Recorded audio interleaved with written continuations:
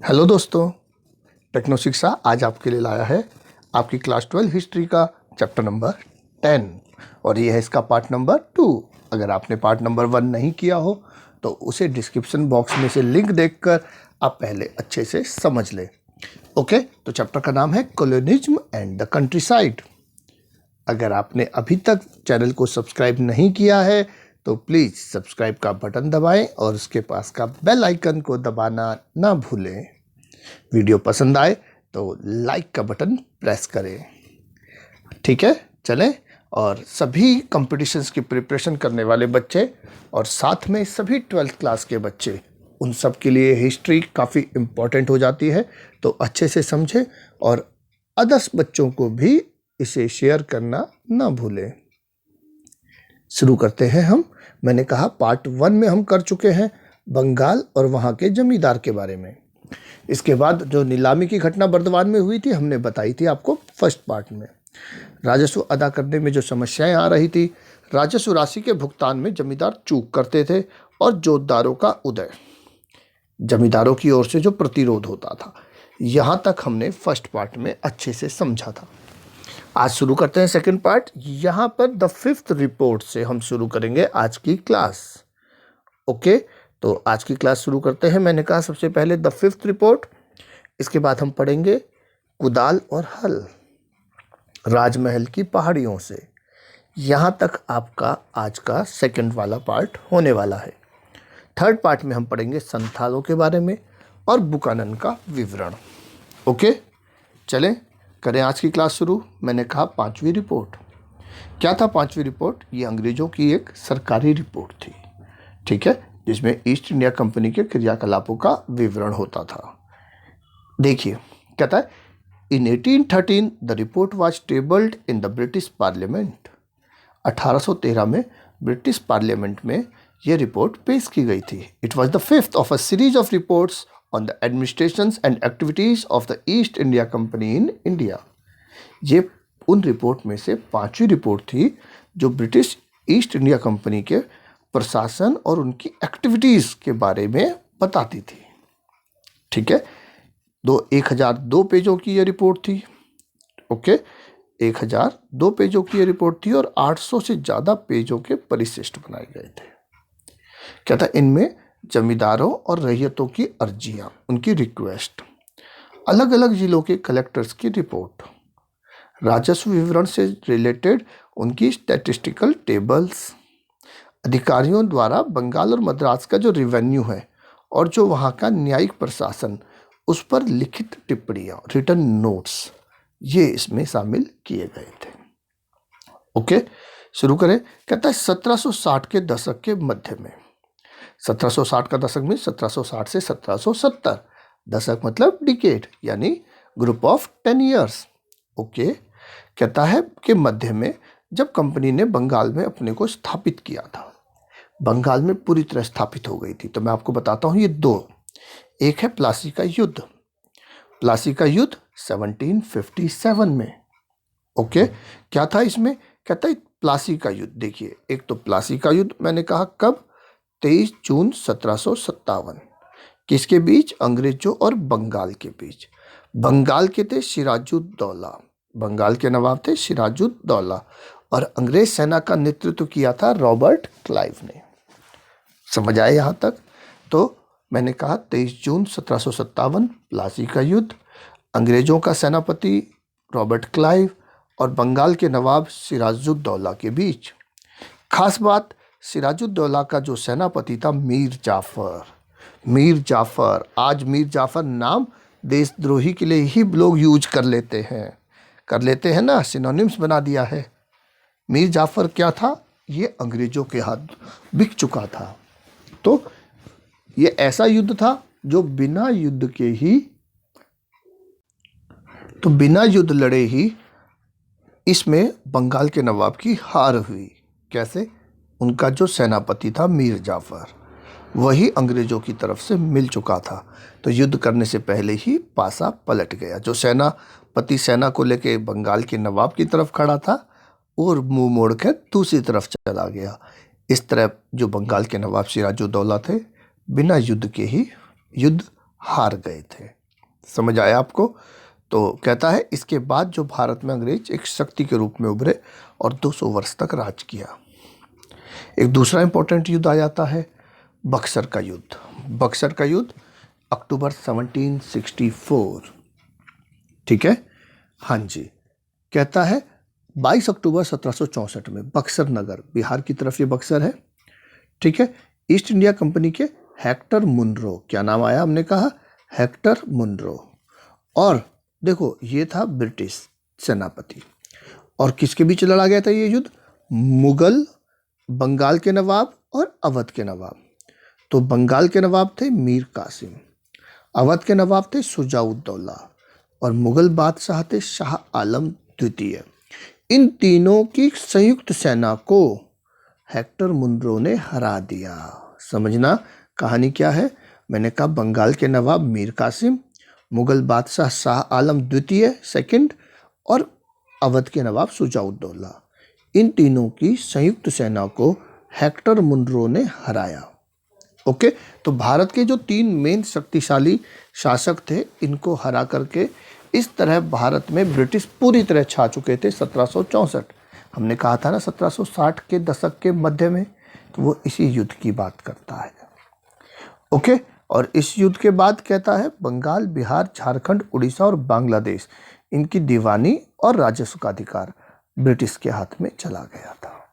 Okay, तो मैंने क्या कहा था, 1760 के दशक के मध्य में कंपनी ने बंगाल में अपने को पूरी तरह स्थापित किया था। उसके बाद से इंग्लैंड और उसके क्रियाकलापों पर बारीकी से नज़र रखने लगा था। इंग्लैंड जो है ईस्ट इंडिया कंपनी के एक्टिविटीज़ पर, इनके गतिविधियों पर, कार्यवाहियों पर बारीकी से नज़र रखने लगा था और उन पर चर्चा की जाती थी ब्रिटेन में, क्योंकि ब्रिटेन में ऐसे बहुत से समूह थे जो भारत और चीन के साथ व्यापार पर जो ईस्ट इंडिया कंपनी का एकाधिकार है इसका विरोध करते थे। एकाधिकार मतलब एक जने को ही अधिकार, मोनोपोली। तो ब्रिटिश ईस्ट इंडिया कंपनी को एकाधिकार मिला हुआ था भारत और चाइना के साथ व्यापार का। तो वो कहते थे कि भाई ये गलत है, हमें भी मौका मिलना चाहिए, बाकी ब्रिटिश कंपनीज को भी मौका मिलना चाहिए, तो एक ही कंपनी को मौका क्यों मिले। ओके, तो इनके विरोध करते थे। चले आगे। हाँ जी, कहते ब्रिटेन के उद्योगपति जो हैं ब्रिटिश विनिर्माताओं के लिए भारत का बाजार खुलवाने के लिए उत्सुक थे। जो ब्रिटेन के बाकी उद्योगपति थे वो कहते थे हमारे लिए भी व्यापार का रास्ता खुलना चाहिए, हमें भी मौका मिलना चाहिए। लूट मची है ना भारत में, तो ईस्ट इंडिया कंपनी अकेले ही क्यों लूटे, हम भी तो लूटने आए, ये कहते थे। कई राजनीतिक समूहों का तो ये तक कहना था कि बंगाल और मिली विजय का लाभ केवल ईस्ट इंडिया कंपनी को मिल रहा है, पूरे ब्रिटिश राष्ट्र को नहीं मिल रहा है, वो ये कहते थे। कंपनी का कुशासन मतलब बुरा शासन और अव्यवस्थित प्रशासन के विषय में यहाँ पे मैनेजमेंट जो है बेकार, कि इसके बारे में ब्रिटेन में गर्मा गर्म बहस छिड़ गई थी।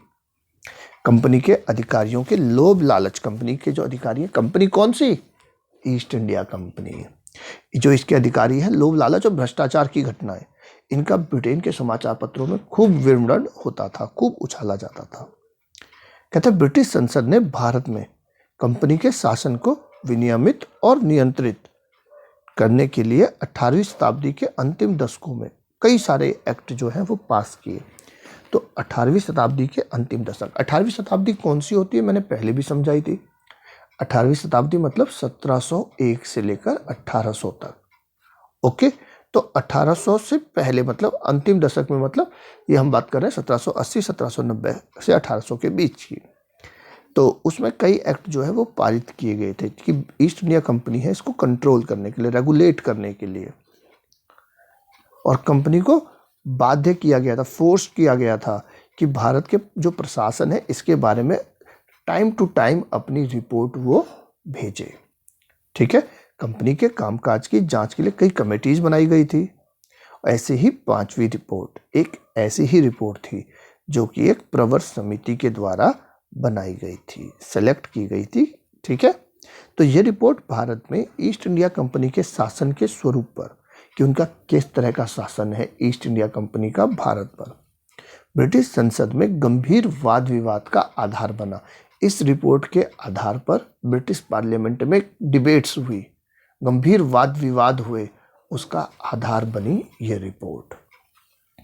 इस रिपोर्ट में बहुत ही इम्पोर्टेंट हमारे पास वैल्यूएबल हमारे पास हैं, ठीक है, बहुत ही इम्पोर्टेंट यानी वैल्यूएबल हमारे इसके अंदर क्या है, एविडेंस। कहता है लेकिन ऐसी सरकारी रिपोर्ट को सावधानी से पढ़ना चाहिए और अच्छे से समझना चाहिए, क्योंकि हमें ये पता होना चाहिए कि रिपोर्ट किसने और किस उद्देश्य से लिखी है। ओके, उसको लिखने का उद्देश्य क्या है, जो उसने लिखा है क्या वो अक्षर से सत्य है या किसी बात से मोटिवेट होकर लिखा है।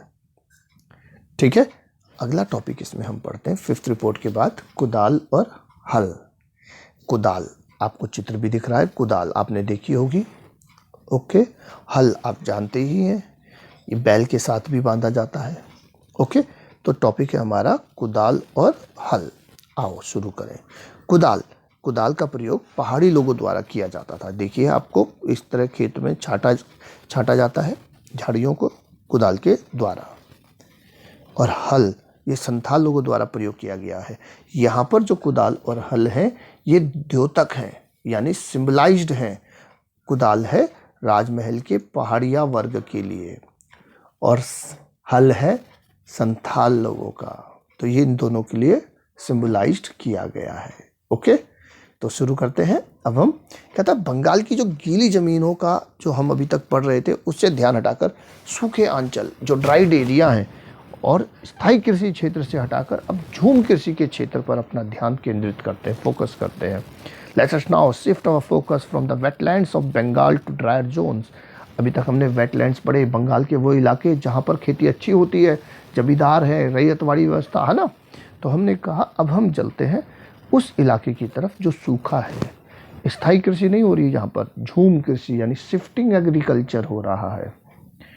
क्या होता है झूम कृषि, किसे कहते हैं शिफ्टिंग एग्रीकल्चर, तो समझते हैं।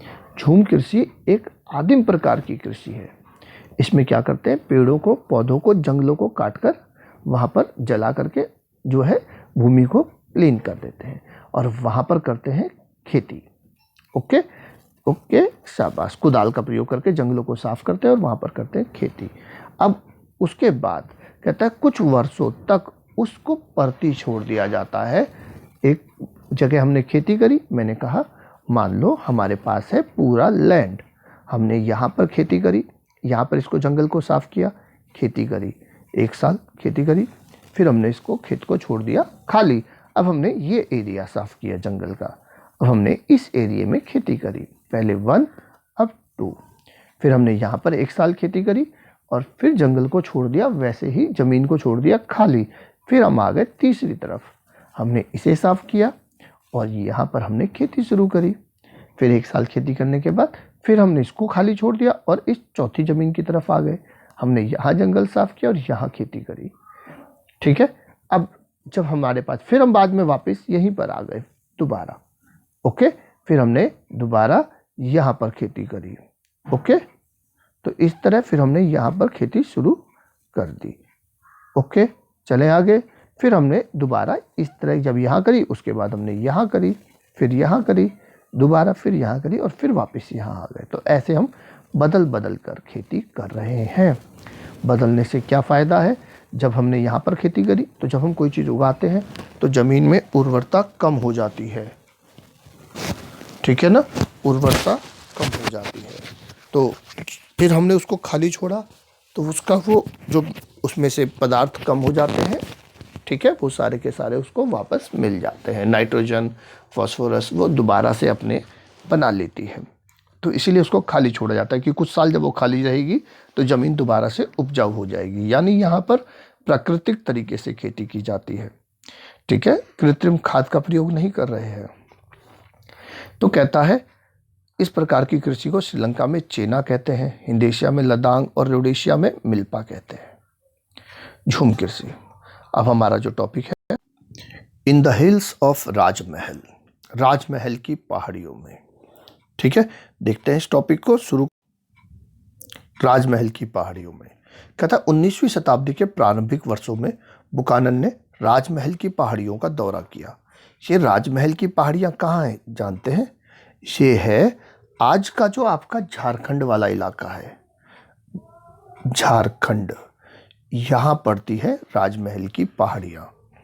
ओके, तो मैं आपको बता दूं, उस समय का जो बंगाल था, आज का बिहार, झारखंड, उड़ीसा, बांग्लादेश, बंगाल, ये सारा का सारा मिला करके एक होता था। ओके, तो ये इतना एरिया कवर करता था उस समय का बंगाल। तो मैंने कहा जो बुकानन है, अभी हम बुकानन के बारे में पढ़ेंगे। तो 19वीं शताब्दी का मतलब 1801 से लेकर 1900 तक। 19वीं शताब्दी को कोई बच्चा भी 1900 से 2000 तक ना समझे। 19वीं शताब्दी का मतलब है 1801 से 1900 तक। ओके, चले आगे। तो कहता है 19वीं शताब्दी के जो शुरुआती वर्ष है उसमें राजमहल की पहाड़ियों का दौरा किया बुकानन ने, और उनके अनुसार ये पहाड़ियाँ अभेद्य लगती थी कि इनके अंदर घुसना पॉसिबल ही नहीं होगा, इतनी घनी पहाड़ियाँ। ये ऐसा खतरनाक इलाका था जब बहुत कम यात्री जाने की हिम्मत करते थे। ओके, बहुत कम यात्री जाने की हिम्मत करते थे। कहता है वह बुकानन की बात कर रहे हैं, जहाँ भी गया वहाँ उसने निवासियों के व्यवहार को शत्रुतापूर्ण पाया। वो देखता है कि वो उसके साथ बड़ा ही बुरा व्यवहार कर रहे हैं, शत्रुतापूर्ण व्यवहार कर रहे हैं वहाँ के लोग। वे लोग कंपनी के अधिकारियों के प्रति आशंकित थे। वे जो लोग हैं पहाड़ी इलाकों में रहने वाले, ये आशंकित है कंपनी के लोगों के लिए कि ये उनसे बातचीत करने को तैयार ही नहीं होते हैं। ये एक चित्र है, देखिए, राजमहल की पहाड़ियों में स्थित एक पहाड़ी गांव का चित्र। 1782 में विलियम हॉजेस ने ये चित्र बनाया था। देखिए, बहुत ही शौक था विलियम हॉजेस को प्रकृति को कैद करने का, तो वो ही बनाते हैं अपने पेंटिंग्स। बुकानन की बात कर रहा हूँ। कौन थे बुकानन? कहता है फ्रांसिस बुकानन। फ्रांसिस बुकानन एक चिकित्सक थे, यानी फिजिशियन, जो इंडिया आए और बंगाल चिकित्सा सेवा में, बंगाल मेडिकल सर्विस में उन्होंने 1794 से 1815 तक काम किया। ओके, ठीक है। For a few years he was surgeon. शुरू में ये क्या थे आपके? कहता है चिकित्सक, शल्य चिकित्सक। और किसके शल्य चिकित्सक थे? ये थे लॉर्ड वेलेस्ली के, जो भारत के गवर्नर जनरल थे। भारत के गवर्नर जनरल थे लॉर्ड वेलेस्ली। तो लॉर्ड वेलेस्ली के सर्जन रहे, शल्य चिकित्सक रहे। ओके, कहता है अपने प्रवास के दौरान कलकत्ता में एक चिड़ियाघर की स्थापना की। कलकत्ता अलीपुर चिड़ियाघर। गुड, शाबाश। बंगाल सरकार के अनुरोध पर उन्होंने ब्रिटिश ईस्ट इंडिया कंपनी के अधिकार क्षेत्र में आने वाली भूमि का सर्वे किया। 1815 में वह बीमार हो गए, वापस इंग्लैंड चले गए। वहाँ माता की मृत्यु के पश्चात कहते हैं वे उनकी जायदाद के वारिस बने और उनके वंश का नाम हैमिल्टन को अपना लिया, जो मातृवंश था। तो इन्होंने अपनी माँ के वंश का नाम अपनाया और माँ की ही जायदाद के वारिस बन गए। तो इनको बुकानन हैमिल्टन कहा गया। ठीक है, बुकानन हैमिल्टन कौन है? मैंने कहा फ्रांसिस बुकानन। ये कौन थे? एक सर्जन, एक डॉक्टर। ओके, ये इंडिया आए थे और बंगाल मेडिकल सर्विस में इन्होंने 1794 से 1815 तक काम भी किया था। कलकत्ता अलीपुर जू की स्थापना भी की थी। और मैंने कहा ईस्ट इंडिया कंपनी के जो अधिकार क्षेत्र में आने वाली भूमि है वहाँ का सर्वे किया था। तो बुकानन के बारे में हमने समझा। चले आगे। कहता है पहाड़िया लोग और उनकी जीवन शैली, उनका लाइफस्टाइल। पहाड़िया, यहाँ राजमहल की पहाड़ियों के में रहने वाले लोगों को पहाड़िया कहा गया है। ध्यान से सुनिएगा, पहाड़िया। कहता है विलियम हॉजेस ने, देखो अभी एक और चित्र दिखाया विलियम हॉजेस का, जंगल प्रदेश का एक दृश्य दिखाया हुआ है। यहाँ आप जंगल से ढकी हुई नीची पहाड़ियाँ और ऊंची चोटियाँ भी देख सकते हैं। कहीं भी वास्तव में 2000 फुट से ऊंची नहीं है। ठीक है, बीच में खड़ी दुरूह पहाड़ियाँ दिखलाकर हॉजेस उनकी दुर्गमता पर बल देना चाहते हैं कि देखो कितनी दुर्गम पहाड़ियाँ, एकदम खड़ी पहाड़ियाँ। ओके, हाँ जी, चलते हैं आगे। कहता राजमहल की पहाड़ियों के आसपास रहने वाले लोग। मैंने क्या कहा? पहाड़िया। कौन है पहाड़िया लोग? पहाड़िया लोग है राजमहल की पहाड़ियों के आसपास रहने वाले लोग। राजमहल की पहाड़ियाँ कहाँ हैं? ये भी आप लिख देंगे, आधुनिक झारखंड में। मैंने आपको बताया जो आज के समय में झारखंड है वहाँ है ये आपकी राजमहल हिल्स। ओके, चले आगे। कहता है जंगल की उपज से अपना गुजर बसर करते हैं। जो जंगल में फल कंद मूल मिला वो खा लिया। झूम खेती किया करते थे, मैंने आपको झूम खेती के बारे में बताया। गुड। जंगल के छोटे हिस्से में झाड़ियों को काटकर और घास फूस, जो घास फूस है उसे जलाकर जमीन को साफ कर लेते थे। अब जलाकर जमीन को साफ करते थे तो राख से क्या मिलता है? पोटास। उससे ये उपजाऊ हो जाती थी और जमीन। ये पहाड़ी लोग अपने खाने के लिए तरह तरह के दालें, ज्वार, बाजरा भी उगा लेते थे। ओके, चलें आगे। तो मैंने कहा क्या राजमहल की पहाड़ियों के आसपास रहने वाले लोग पहाड़िया और इनका लाइफस्टाइल क्या है? जंगल में जो उपज हो रही है उससे अपना गुजर बसर कर रहे हैं, झूम खेती कर रहे हैं, जंगल के छोटे हिस्से को काट कर साफ कर रहे हैं और वहाँ पर अपना क्या कहते हैं, खेती करना और अपना रहना, वो दोनों कर रहे हैं। जंगल से प्यार करते हैं। ओके, ये जो पहाड़िया लोग हैं अपनी कुदाल से ज़मीन को थोड़ा खुरच लेते थे। मैंने कहा कुदाल पहाड़ी लोगों के लिए बताया था और हल मैंने कहा था किसके लिए? संथाल लोगों के लिए। अभी हम पढ़ेंगे आगे। तो कुदाल से ज़मीन को थोड़ा खुरच लेते थे और साफ़ की गई ज़मीन पर खेती करते और उसे कुछ वर्षों के लिए परती छोड़कर नए इलाके में चले जाते थे। बताया था आपको, दूसरे इलाके में जाकर खेती शुरू कर दी, किया था ना हमने। अब खेती करी यहाँ पर, फिर यहाँ पर, फिर यहाँ पर, देन यहाँ। ओके, तो उसे परती छोड़कर दूसरे इलाके में चले जाते थे, जिससे कि उस ज़मीन में जो उसकी उर्वरता चली गई थी वो फिर से वापस आ जाए। जंगल में पहाड़िया लोग खाने के लिए महुआ के फूल इकट्ठा करते थे। महुआ के फूल। ओके, महुआ बहुत फेमस फूल है। बिहार, उत्तर प्रदेश, झारखंड, इन कई इलाकों में आप सब लोग इसका जानते भी हैं। टीवी में एक चैनल भी आता है महुआ के नाम से। बिल्कुल सही, शाबाश। और शराब भी बनाई जाती है महुआ की, है ना। शराब बनाने के लिए भी फेमस है। तो यह है महुआ। कहता है महुआ के फूल इकट्ठे करते थे, बेचने के लिए रेशम के कोया और राल और काठ कोयला बनाने के लिए लकड़ियाँ इकट्ठा करते थे। ये थी इनकी जीवन शैली। ओके, रेशम का कोया आप लोग जानते हैं, ठीक है। रेशम का कोया एक रेशम के कीट में से निकलता है। देखिए, रेशम का कोया, शहतूत के पत्ते में रेशम कीट पालन किया जाता है, उसके कोया में से फिर रेशम बनाया जाता है, खोल में से निकलता है ना। तो कहता है और काठ कोयला, जो लकड़ी से मिलने वाला कोयला। तो इन सब के लिए लकड़ी इकट्ठा करते थे। मैंने कहा पहाड़िया लोग पेड़ों के नीचे जो छोटे छोटे पौधे उगाते थे वो एक तरह से मैट सा बन जाता था, या पड़ती ज़मीन पर जो घास फूस की चादर से उग जाती थी वह पशुओं के लिए चारागाह बन जाती थी। यहाँ पे उनके पशु अपना चारा चर लेते थे। पहाड़िया लोगों की ज़िंदगी निम्न कामों के लिए जंगल से जुड़ी हुई थी। तो मैंने कहा जंगल और इनका बहुत ही गहरा संबंध था, बहुत ही गहन संबंध था, ठीक है। जंगल इनका आधार थे, क्योंकि ये थे एज अ हंटर, शिकार करने वाले, झूम खेती करने वाले, खाद्य बटोरने वाले। जंगल से खाद्य बटोरते, मैंने कहा कंद मूल फल जो मिल जाए, रेशम के कीड़े पालने वाले, काठ कोयला बनाने वाले। तो ये पूरी तरह से जंगलों पे डिपेंड थे। जंगल इनकी लाइफ का एक बहुत ही महत्वपूर्ण भाग था, ठीक है। इमली के पेड़ों के बीच में अपनी झोपड़ियों में रहते थे, आम के पेड़ों की छांव में आराम करते थे।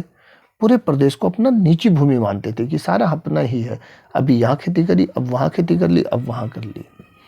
और यह भूमि उनकी पहचान और जीवन का आधार थी। कहते ये बाहरी लोगों के प्रवेश को प्रतिरोध करते थे, उन्हें बाहरी लोगों को अपने यहाँ आने देना नहीं चाहते थे। उनके मुखिया लोग अपने समूह में एकता बनाए रखते थे। इनके जो पहाड़ियों के मुखिया हैं उनका काम था समूह में एकता बनाए रखना, लोगों के आपसी लड़ाई झगड़े निपटा देना, और अन्य जनजाति जो मैदानी लोगों के साथ लड़ाई छिड़ने पर अपनी जनजाति का नेतृत्व करना। मतलब जो आपसी लड़ाई झगड़े हो रहे हैं उसका निपटान भी कर रहा है मुखिया, और अगर कोई जनजाति हमला कर रही है, लड़ाई कर रही है, तो भी अपनी जो सेना है इसका नेतृत्व करना इनका मुखिया का काम होता था। कहता इन पहाड़ियों का अपना मूल आधार, ये जो पहाड़िया वर्ग है ये इन पहाड़ियों में अपना मूल आधार बनाते हैं और मैदानों पर आक्रमण करते रहते थे। मैदानों पर जाते थे, आक्रमण करते थे, और अपना आधार तो इन्होंने बना ही रखा था वहाँ पर। कहाँ पर? पहाड़ियों में तो रहते थे, पहाड़ियों पे, ठीक है। उन मैदानों पर जहाँ पर किसान एक स्थान पर बसकर अपनी खेती बाड़ी किया करते थे। जो सेटलर्स थे, किसान जो थे, एक जो स्थायी कृषि करते थे, एक ही जगह पर रहकर, उन पर आक्रमण किया करते थे। पहाड़िया द्वारा ये आक्रमण ज़्यादातर क्यों करते थे आक्रमण? शौक के लिए नहीं करते थे कि अपना इनको शौक करने हैं। आक्रमण ज़्यादातर अभाव या अकाल के वर्ष में अपने को जीवित रखने के लिए करते थे, ठीक है ना, नेसेसरी फॉर सर्वाइवर्स। तो अपने को जीवित रखने के लिए करते थे ये आक्रमण, क्योंकि अभाव और अकाल से अपने को बचाना है। कहता है साथ ही ये हमले मैदानों में बसे हुए अपने समुदायों पर अपनी ताकत दिखलाने का भी एक तरीका था। ओके, ताकत भी दिखलाते थे अपनी। इसके अलावा ऐसे आक्रमण बाहरी लोगों के साथ राजनीतिक संबंध बनाने के लिए भी किए जाते थे, ठीक है। मैदानों में रहने वाले जमींदारों को अक्सर इन पहाड़ी मुखियाओं को नियमित रूप से खिराज देकर उनसे शांति खरीदनी पड़ती थी। नहीं तो अगर पेमेंट नहीं करेंगे, जैसे हफ्ता दिया जाता है ना, तो ये क्या करेंगे, आक्रमण करके लूट लेंगे। तो इसीलिए जमींदार लोग इनको क्या देते थे, खिराज। कहता है इसी प्रकार व्यापारी लोग भी इन पहाड़ियों से जाने के लिए, इस्तेमाल करने के लिए इनको क्या देते थे, कुछ पथकर देते थे कि भैया हम चुपचाप यहाँ से चले जाए, हमें लूटे ना कोई, ठीक है। और जब ऐसा पथकर जो पहाड़ी मुखियाओं को मिल जाता था तो वे व्यापारियों की रक्षा करते थे और आश्वासन देते थे कि कोई भी उनके माल को नहीं लूटेगा, आपकी हम रक्षा करेंगे, आपने हमें टैक्स दिया है। पर कहता है इस प्रकार की जो ले देकर शांति संधि है, ये ज़्यादा समय तक चलती नहीं कि आप पैसे दो तब हम आपका रास्ता नहीं रोकेंगे या आपका ये नहीं करेंगे।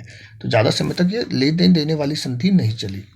कह रहा है 18वीं शताब्दी के अंतिम दशकों में उस समय संधि भंग हो गई जब स्थायी कृषि क्षेत्र की सीमाएं तेजी से पूर्वी भारत में बढ़ाई जाने लगी। अब जो स्थायी कृषि है उसकी सीमाएं बढ़ा रहे हैं पूर्वी भारत की तरफ। ओके, हाँ जी, पूर्वी भारत की ही बात कर रहे हैं हम। आप देख सकते हैं भारत का नक्शा जो आपका है, तो जो इस वाला एरिया है, ठीक है, तो यही हम बंगाल, बिहार, जो बिहार, झारखंड, बंगाल, उड़ीसा, इसी एरिया की हम बात कर रहे हैं, ठीक है। तो पूर्वी भारत की ओर स्थायी कृषि क्षेत्र की सीमाएं तेजी से बढ़ाई जाने लगी।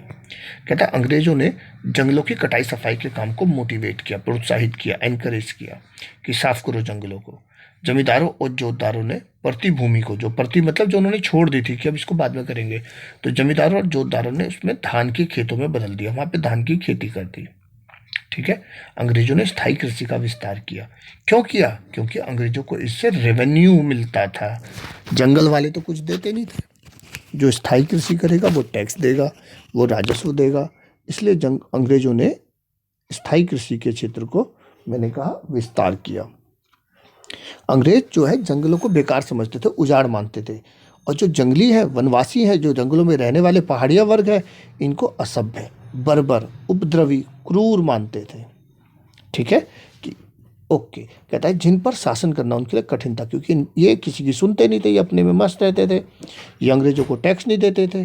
तो उन्होंने महसूस किया कि जंगलों को साफ करें और यहाँ पर स्थायी कृषि, सेटल्ड जो एग्रीकल्चर है वो शुरू किया जाए, जंगली लोगों को पालतू और सभ्य बनाया जाए, शिकार का काम छुड़वाकर खेती के लिए राजी करा, ये चाहते थे ब्रिटिश, अंग्रेज। और जब स्थायी कृषि क्षेत्र का विस्तार हुआ, जब वो एरिया बड़ा हुआ, तो जंगल जो है और जो चारागाह है वो धीरे धीरे संकुचित हो गए, कम हो गए, ठीक है। अब इससे पहाड़ी लोग और जो सेटल्ड आपके एग्रीकल्चर वाले हैं, किसान, उनके बीच क्या हुआ, झगड़ा, कन्फ्लिक्ट। पहाड़िया लोग, उनकी ज़मीनें उनसे, उनके जंगल उनसे छीने जा रहे हैं, जंगल काटे जा रहे हैं, खेत बढ़ाए जा रहे हैं, तो वो इनमें और उनमें आपस में झगड़ा शुरू हुआ। तो पहाड़ी लोग अब पहले से ज़्यादा गांव पर हमले करने लगे, पहले से भी ज़्यादा, और गांव वासियों से अनाज और पशु छीन झपट कर ले जाने लगे। अंग्रेजों ने इन पहाड़ियों पर काबू की भरसक कोशिश की, ठीक है। अब गांव वालों पे ज़्यादा हमले कर रहे हैं, उनके अनाज और पशु छीन के ले जा रहे हैं पहाड़िया वर्ग। अंग्रेजों ने कोशिश की कि इन पहाड़ियों पे काबू किया जाए, परंतु ऐसा इनके लिए आसान नहीं था, ठीक है। क्यों नहीं था आसान? क्योंकि ये लोग जंगल में घुस जाते थे, उनकी जंगलों में घुस करके इनको पकड़ना पॉसिबल थोड़ी था। तो कहता है पहाड़ियों के साथ ब्रिटिश की शांति स्थापना की जो कोशिशें थी उनके बारे में जानते हैं। 1770 के दशक में, ठीक है, 1770 का दशक मतलब 70 to 80, ब्रिटिश अधिकारियों ने क्रूर नीति अपना ली। मतलब अब वो हो गए क्रूर, अब मारो काटो, इनको पकड़ो, और उनका शिकार और संहार करने लगे। लेकिन 1780 के जो दशक में भागलपुर के कलेक्टर आए, अगस्टस क्लीवलैंड ने, इन्होंने कोशिश करी शांति स्थापना की, भैया ऐसे नहीं। और इन्होंने क्या किया, पहाड़ी मुखियाओं को 1 साल का वार्षिक भत्ता दिया गया, कि जो पहाड़ी मुखिया है उनको 1 साल का जो है वार्षिक भत्ता देंगे। बदले में उनको क्या करना होगा, अपने आदमियों का चाल चलन ठीक रखना होगा। बदले में आप 1 साल का हमसे ले लो अलाउंस। तो कहते हैं क्या हुआ, उन्हें अपने क्षेत्र में व्यवस्था बनाए रखनी होगी, अनुशासन बनाए रखने की जिम्मेदारी सौंपी गई। पर जो बहुत से पहाड़ी मुखिया हैं, उन्होंने भत्ता लेने से इनकार कर दिया कि हमें नहीं चाहिए भाई तुम्हारा भत्ता। और कुछ एक आध लोगों ने जो स्वीकार भी किया, उनमें से अधिकांश अपने समुदाय में सत्ता ही खो बैठे। जो एक आध लोगों ने इसको मान भी लिया, तो उनके लोगों ने उनका विरोध कर दिया और उनको कहा चल तो आज से हमारा मुखिया ही नहीं है। उसको मुखिया के पद से हटा दिया, तू हट जा, तू रहने दे। कैसा मुखिया है, तू बिक के आ गया वहाँ पे, तो अंग्रेजों का दलाल बन के आया हमारे पास। और उसको वहाँ से उन्होंने अपने मुखिया ही मानने से इनकार कर दिया। ठीक है। कहता है जब शांति स्थापना के अभियान चल रहे थे, तभी पहाड़िया लोग अपने शत्रुतापूर्ण सैन्य बलों से बचने के लिए, बाहरी लोगों से लड़ाई चालू रखने के लिए पहाड़ों के भीतरी भागों में चले गए। अब भाई अपने को बचाए रखना था, इन लोगों ने अभियान चला दिया, अंग्रेजों ने अंदर अंदर इनको पकड़ रहे हैं, मार रहे हैं, तो ये बेचारे अपनी जान बचाने के लिए और भीतरी जो घने जंगल है उसकी ओर चले गए। ठीक है। तो कहता है इसलिए 1810-11 की सर्दियों में बुकानन ने यहाँ की यात्रा की। तो यह पहाड़िया लोग बुकानन को संदेह और अविश्वास की दृष्टि से देखते थे कि यार सारे अंग्रेज ऐसे ही होते हैं, सारे गोरे ऐसे ही हैं, इन पे क्या भरोसा करें, ये तो हमें मारते पीटते हैं, हमारी जंगल छीनते हैं हमसे। तो उन्होंने बुकानन के संदेह और अविश्वास की दृष्टि से देखा। पहाड़िया लोग गोरों को ऐसी शक्ति के रूप में देखते थे जो उनसे उनके जंगल और जमीन छीन कर, मैंने क्या कहा, सारे गोरे तो ऐसे ही हैं जो हमसे हमारे जंगल और हमारी जमीन छीन रहे हैं, हमारा जीवन शैली है इसे खत्म कर रहे हैं, हमारे जो जीवित रहने के साधन है उन्हें खत्म कर रहे हैं। जंगल ही तो इनके जीवित रहने का साधन थी, सब खत्म कर रहे हैं। ठीक है। तो एक खतरा तो मैंने कहा ब्रिटिश पहाड़िया लोगों के लिए। अब कहता है एक नया खतरा। अब ये नया खतरा क्या है, आओ देखते हैं। ये कहता है इन्हीं दिनों पहाड़ियों को एक नए खतरे के आगमन की सूचना मिलने लगी थी। वह था संथाल लोगों का आगमन। क्या, संथाल आ रहे थे। तो क्या कहता है, संथाल लोग जंगलों का सफाया करते हुए, इमारती लकड़ी को काटते हुए, देखो ये जो संथाल लोग हैं जंगलों का सफाया कर रहे हैं, इमारती लकड़ी को काट रहे हैं, जमीन को जोत रहे हैं, चावल और कपास उगा रहे हैं, बड़ी संख्या में घुसे चले आ रहे थे। ठीक है। संथाल निचली पहाड़ियों पर कब्जा जमा लिया, तो पहाड़िया लोगों को और भीतर की ओर पीछे को हटना पड़ा। समझ आया। ठीक है। संथाल लोग आ गए, संथाल स्थायी कृषक रहे, संथाल जंगलों को काट रहे हैं, संथाल खेती कर रहे हैं। ओके। कहता पहाड़िया लोग अपने झूम खेती के लिए कुदाल का प्रयोग करते थे। किसका, कुदाल का। इसलिए इसको कुदाल को जो है पहाड़िया जीवन का प्रतीक माना गया। और हल कह रहा है जो नए बासिंदे आए संथाल, इनकी शक्ति को प्रतिनिधि मानना होगा। तो हल और कुदाल के बीच ये लड़ाई बहुत लंबी चली। ठीक है। अगले चैप्टर में हम पढ़ेंगे, अगले पार्ट में हम पढ़ेंगे क्या, संथाल लोगों के बारे में। तो मैं अभी आपको वैसे बता दूं, पहाड़िया लोग जंगल से प्यार करते हैं, जंगल को नष्ट नहीं करते। संथाल लोग जंगल को साफ करते हैं। पहाड़िया लोग झूम खेती करते हैं, संथाल लोग स्थायी खेती करते हैं। ठीक है। पहाड़िया लोग जंगलों में रहते हैं, ये क्या नाम है आपका, स्थायी गांव बनाकर रहते हैं। पहाड़िया लोग अंग्रेजों को टैक्स नहीं देते, संथाल लोग अंग्रेजों को टैक्स देते हैं। तो इसलिए अंग्रेज लोग चाह रहे हैं कि संथाल आकर के यहाँ पर बसें। ठीक है। आज की क्लास यहीं फिनिश करते हैं। तो अगर वीडियो पसंद आया हो तो प्लीज़ लाइक का बटन दबाएं। और आज के लिए इतना ही, जल्दी ही इसका लास्ट पार्ट नंबर 3 लेके आएंगे। तब तक के लिए दोस्तों नमस्ते, टाटा, बाय बाय।